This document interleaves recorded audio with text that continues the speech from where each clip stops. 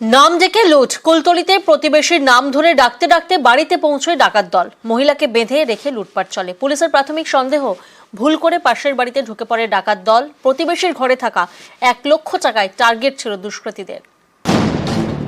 ও তপন তপন এভাবেই প্রতিবেশীর নাম ধরে ডাকতে ডাকতে ঘরে ঢুকে পড়ে ডাকাত দল।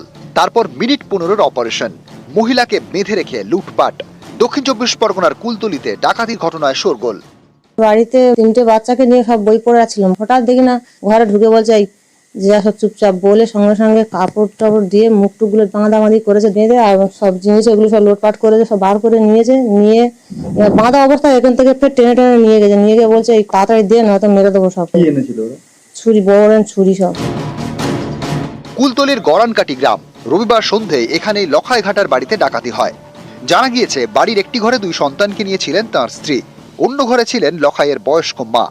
সে সময় আচমকায় দরজার সামনে পাশের বাড়ির বাসিন্দা তপনের নাম ধরে ডাকে কয়েকজন। ঠিক সেই সময় নাকি বিদ্যুৎও চলে যায়। কিছু বুঝে ওঠার আগেই ঘরে ঢুকে পড়ে 6-7 জনের ডাকাত দল। ধারালো অস্ত্র দেখিয়ে 2 মহিলা সদস্যের হাত পা বেঁধে ফেলে। লখাইয়ের বড় ছেলেকে আটকে রাখে বলে অভিযোগ।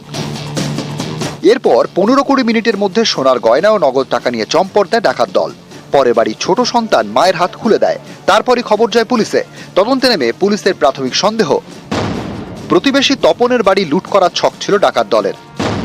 কারণ পুলিশ জানতে পেরেছে 1 লক্ষ টাকা ধার করে বাড়িতে রেখেছিলেন তপন। সেই টাকা লুট করতেই ডাকাত দল হানা দেয়, কিন্তু ভুল করে পাশের বাড়িতে ঢুকে পড়ে বলে সন্দেহ পুলিশের। তাই বাড়িতে ঢোকার সময় তপনের নাম ধরে ডাকছিল ডাকাত দল।